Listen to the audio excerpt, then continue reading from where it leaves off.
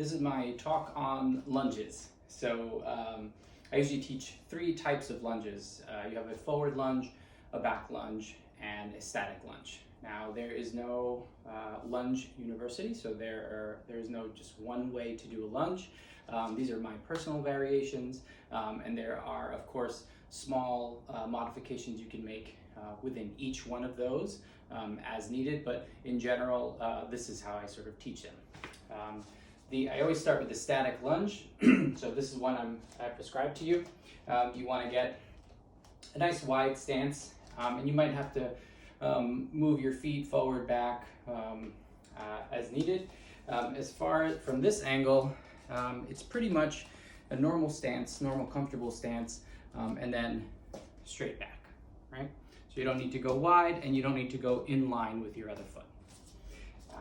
So here, straight back, get nice and steady, and you just want to measure yourself so that when you come down, your knee can come forward a little bit. Doesn't have to be, your lower leg doesn't have to be completely perpendicular to the ground, and your back knee should be at about 90 degrees when it hits almost bottom, right?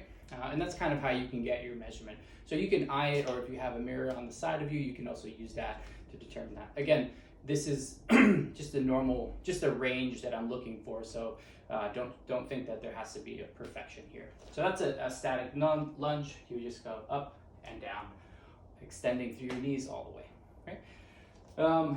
The forward lunge is designed to, I like to use it more as a sort of deceleration of the knee. So if we're looking to, these are sort of higher level stuff that we would be doing after a static lunge. So as you step forward, you really allow that knee to come forward, and as you come back. So forward, come back. I don't worry too much about the back leg. I just mentioned get a bend in your knee.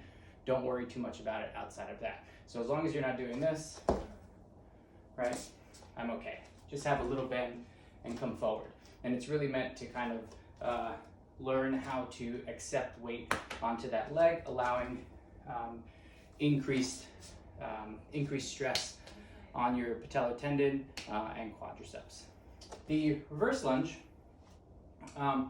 same thing, except now you're accepting weight in an already sort of bent knee, right?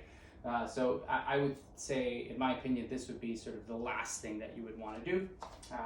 So again, stepping back, coming right back down. Stepping back, coming right back down, right? You can modify this, of course, by sort of stepping and slowly lowering, just as you can modify the forward lunges, stepping and slowly coming forward. Chris Johnson talks about this a lot, and so these are sort of a lot of things that I've learned from him and from other professionals. I hope you enjoy it.